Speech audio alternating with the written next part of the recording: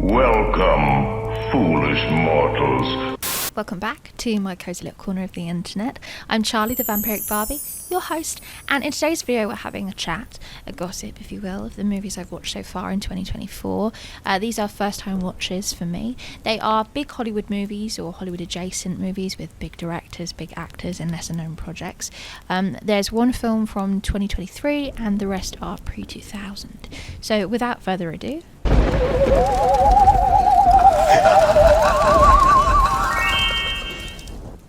I guess let's start off with the most embarrassing film on this list. I like to think I'm a very well-versed, well-educated 23-year-old, but The Graduate, directed by Mike Nichols, released in 1967, is something I am embarrassed to admit that I have not seen up until now. It's regarded as one of the greatest films of all time. Do I think so? Yes. We follow Dustin Hoffman's character. He is a young 20-something, sexually frustrated, fresh out of college young man. He sleeps with close family friend Anne Bancroft and ends up falling in love with her daughter simultaneously. The film is kind of a nasty love triangle and ends with Dustin Hoffman eloping with Anne Bancroft's daughter in a very dramatic wedding sequence. It's regarded as one of those big acting films, and I didn't necessarily think so. This is a film written by a man for men, and there's nothing wrong with that at all. I didn't enjoy, and I don't think I understood Dustin Hoffman's character. It's like asking a man to understand all the nuances in Bridget Jones or Annie Hall, you know. I did really enjoy it, though alone it deserves its, you know, one of the greatest films of all time status, because visually it is absolutely gorgeous. On that alone it deserves it. The dialogue was really fun. It's very 60s. I picked up on, I think, about 70 or 80% of the context and the dialogue and the jokes and the humour. I thought it was really fun, but I don't think it's something that I'm ever going to revisit. However, the soundtrack is definitely on all of my playlists. A film that really surprised me is Mermaids, directed by Richard Benjamin, from 1990. I'm going through a thing at the minute where everything I do has to be Cher, and Mermaids was one of those things. We have Bob Hoskins, Cher, a little Christina Ricci and Winona Ryder. Cher is a mother of two, Christina Ricci and Winona Ryder, and she's a mother who tends to run away from men and her problems, i.e. those problems are men. She falls in love with Bob Hoskins' character and they have an unlikely romance, and she learns how to be a better mother. I didn't take away much from this film other than Cher's wardrobe. It is impeccable. It's kind of a hybrid mix between 90s and 50s fashion. It really is, it's gorgeous. She looks stunning in this film, and people hate on Cher a lot for her acting chops, but I think she's such a talented actress, and you know, Mermaids is a really great example. Bob Hoskins as a romantic lead is not something I would have ever put, especially with Cher. The height difference alone is whack, but they're cute. The chemistry is cute. It works for this film. It doesn't really go anywhere, but it's a cute film to watch if you are alone on a rainy summer afternoon. This next picture I really thoroughly enjoyed, and that is Agnes Browne, directed by Angelica Houston, starring Angelica Houston. This film meant a lot to her. She grew up in Ireland and she regards it as home. And as someone who has Irish family, and I am half Irish, the language and the scenery and the backdrop and the setting, everything is so thoughtful and it's done so well. So it's based off of the Mammy, should I say, by Brendan O'Carroll, which Brendan O'Carroll went on to play his own version of Mrs. Brown, of course in Mrs. Brown's Boys, the British sitcom or Irish sitcom, if you've ever seen it. They are essentially the same thing, but Angelica Houston's version is a far more serious take on Brendan's work. Brendan O'Carroll is in the film. He doesn't have any dialogue as far as I can remember, but Angelica's performance is...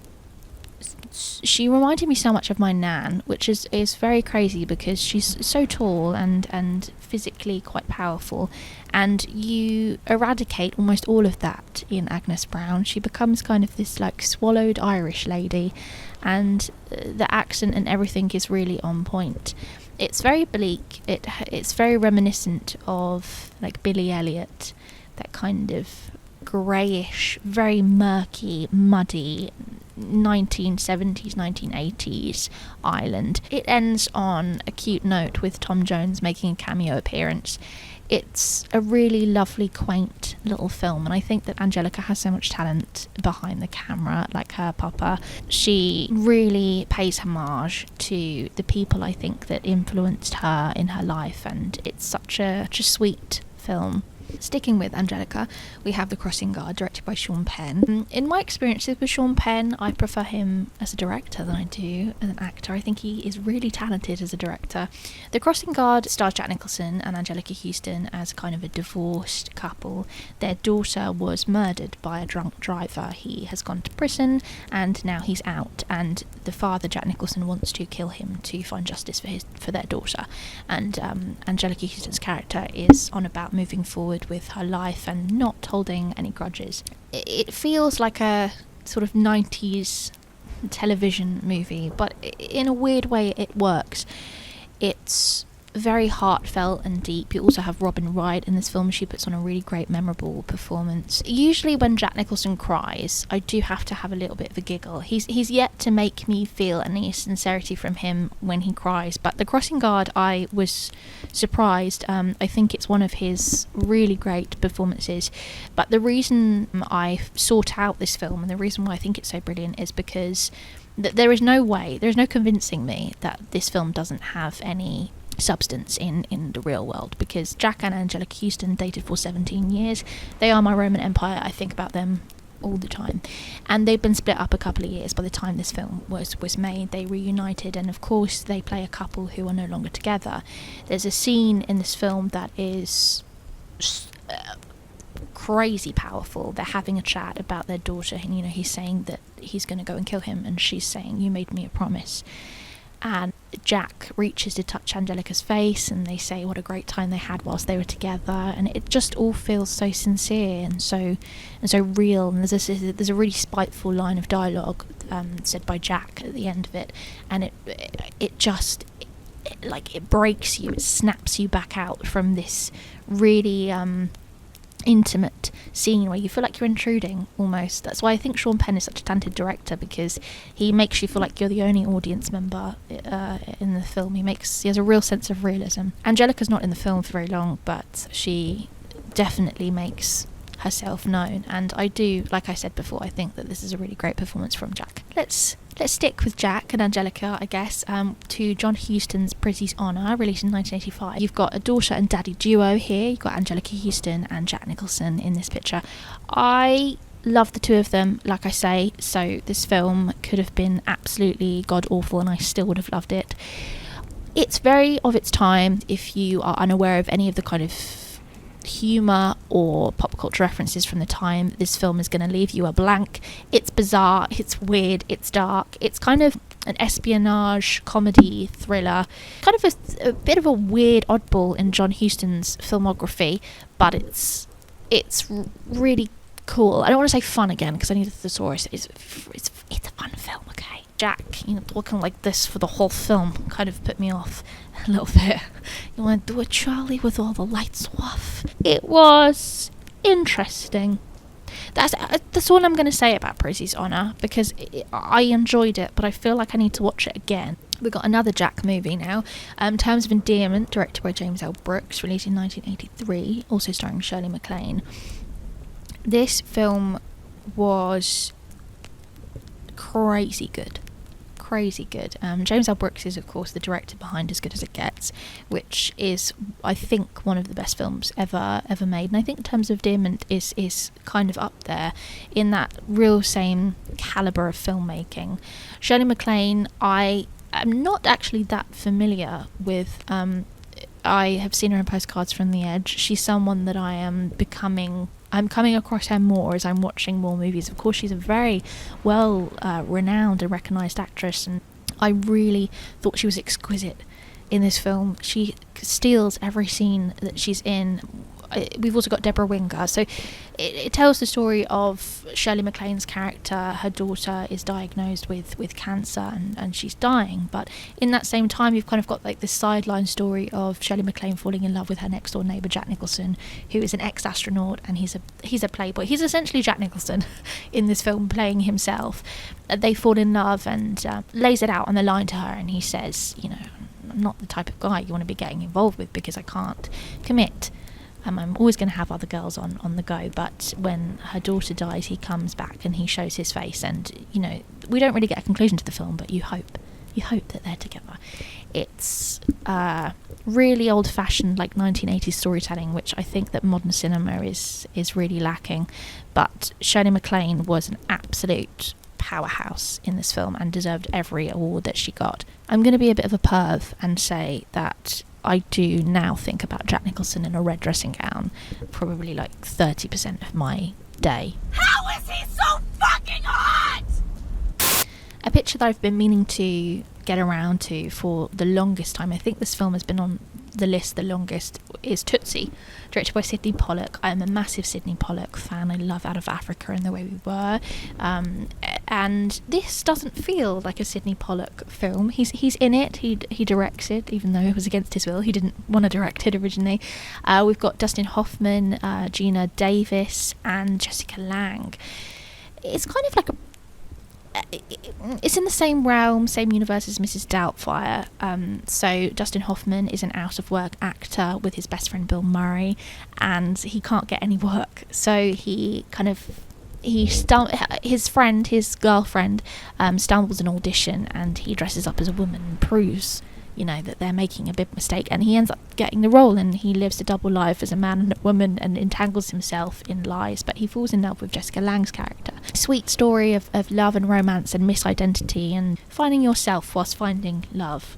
I think Jessica Lange is one of those actresses that has refined her craft later on in her career. She's really great in Tootsie, but I think that in Ryan Murphy's work she really, really holds her own, and she's only just got better as she's gotten older, really, but she's fantastic in this film and absolutely deserved the Oscar. I didn't like Dustin Hoffman in The Graduate. I'm fond of him in comedies, actually. I really love him in Meet the Fockers. I think he's really talented. He's got comedy chops and he doesn't miss a beat here. A lot of Bill Murray's dialogue is improvised and Dustin Hoffman doesn't miss out on a beat.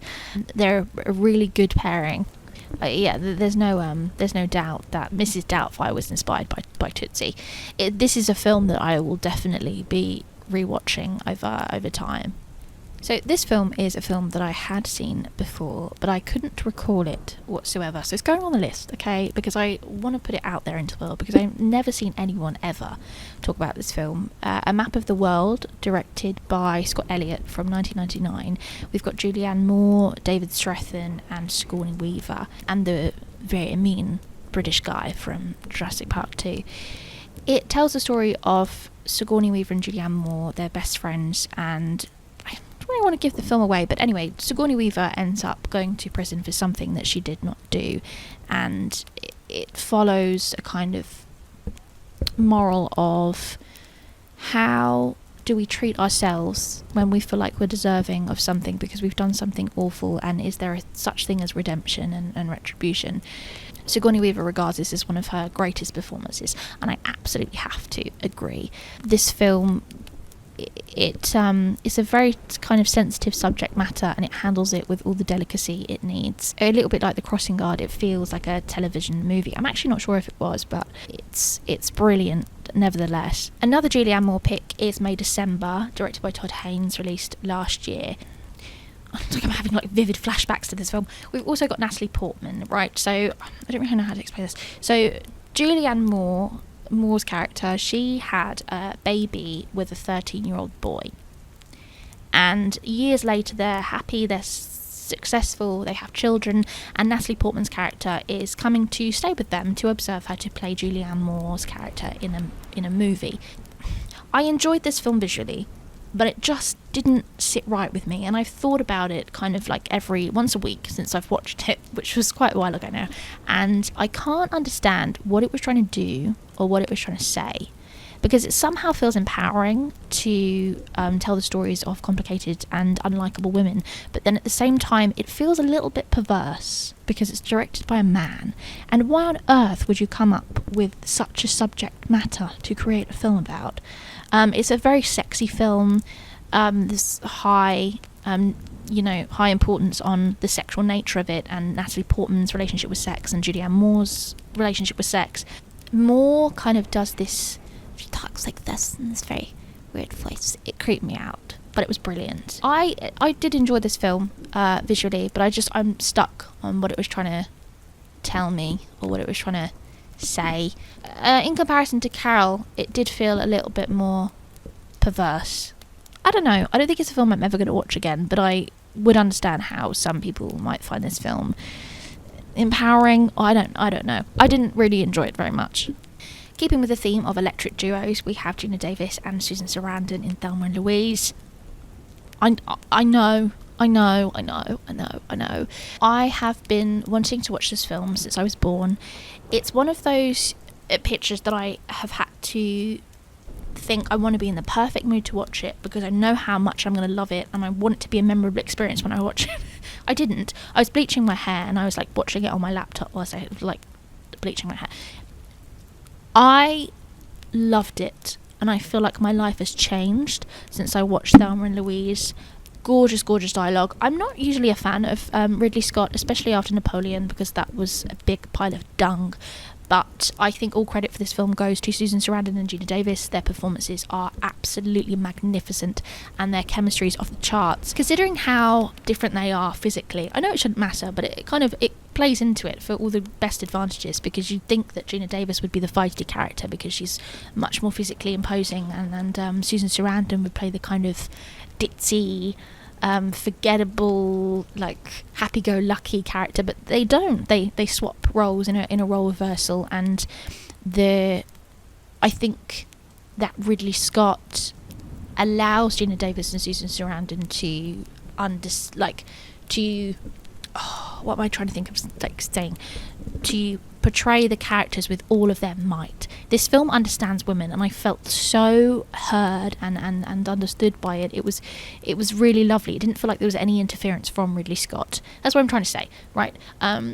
But the ending and everything, I somehow managed to avoid putting two and two together, that the ending is the ending. I didn't really explain it. Okay, if you've never seen Thelma and Louise, they are two best friends who go on a road trip, and they end up killing a guy because he tries to Gina Davis's character, and they're on the run, and at the end they live happily ever after. I was not expecting the ending, and I was left with my mouth open, and I have wanted to watch it every night since I watched it. This is really unhealthy, but it was absolutely fantastic. Jaw-dropping, show-stopping, fantastic. Let's talk some Woody. Woody is my favourite film director of all time. I adore him. I don't just adore his movies, I really love Woody. And Crimes and Misdemeanors is just a film that I have, again, just never got around to. He's got over 50-something movies. I haven't seen all of them. And I've come to discover that Woody movies without Woody are a little bit uninteresting to me. The reason why I love Woody's movies so much is because of Woody. And Crimes and Misdemeanors was great. It didn't have as much charm as I would have liked it to. So, it's really hard to explain because there's kind of like a couple of different stories going on. But basically, Martin Landau. Martin Landau is having an affair on his wife with Angelica Houston, and he ends up kind of like accidentally, sort of purposefully, getting her murdered, and he lives with the guilt of it. He feels really, really guilty, and somehow Woody Allen's character and Mia Farrow's character are entangled in this story. Woody's way of storytelling is absolutely unbeatable, and nobody comes close. I love all the kind of like little transition shots that are in this film. Angelica Houston puts on a fun performance. Martin Landau is great in this film. I think he delivers Woody's dialogue very, very well. Mia Farrow is a delight in this film. She's very cutesy. I have always been one for Diane Keaton and Woody Allen. I think their chemistry has far less rules. It doesn't feel as rigid. I feel like his chemistry with Mia is a little bit more, I don't know, you can kind of hear this like silent love language between them, where it's like, okay, I'm gonna do this. It feels like less spontaneous than his chemistry with Diane Keaton. But I really enjoyed this film. Nevertheless, it's classic Woody at his prime, and I couldn't hate it even if I tried. This one makes me sad because I wanted so badly to like Man on the Moon, directed by Milos Forman, of course starring Jim Carrey, based off of the life of Andy Kaufman, who was gonna call him, he's a comedian, right? A comedian actor, a very eccentric person, and he dies in the end, basically, and it's the time leading up to that in retrospect. I wanted so badly to like this film because I love Cuckoo's Nest so much, and I watched Amadeus at the same time I first came across Cuckoo's Nest, and I didn't like that either. Amadeus I was hoping would be a one-off and that I was gonna love Man on the Moon, but I really didn't.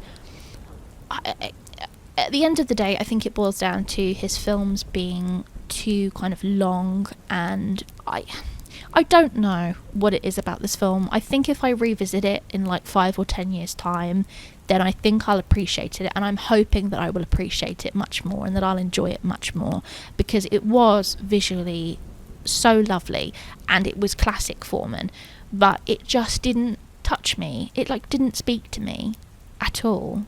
I thought Jim Carrey's performance, I don't know anything about the real life Andy Kaufman. I did a little quick Google search, after I watched the film, and his impersonation is spot on. It's a very wacky, out there performance, and if you enjoy Cuckoo's Nest, maybe give it a go and see if you enjoy it, because I wanted so badly to like it, and I just felt like I didn't understand it, and I didn't quite grasp what it was trying to say to me. But it was visually very interesting, and Jim Carrey's performance was a great watch.